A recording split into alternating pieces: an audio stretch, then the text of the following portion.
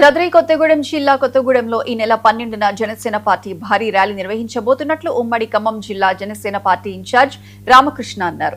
ఇటీవల పార్టీలో చేరిన మాజీ హెల్త్ డైరెక్టర్ గడల శ్రీనివాసరావు ఆధ్వర్యంలో ర్యాలీ నిర్వహించనున్నట్లు తెలిపారు.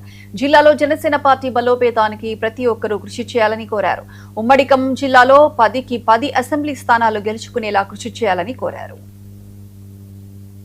జూలై 12వ తారీఖు ఆదివారం కొత్తగూడెం కేంద్రంగా గడల శ్రీనివాసరావు గారి ఆధ్వర్యంలో మాజీ హెల్త్ డైరెక్టర్ గడల శ్రీనివాసరావు గారి ఆధ్వర్యంలో ఉమ్మడి ఖమ్మం జిల్లాకు సంబంధించిన జనసేన పార్టీ ముఖ్య కార్యకర్తల ఆత్మీయ సమావేశాన్ని నిర్వహించుకోవడం జరుగుతుంది.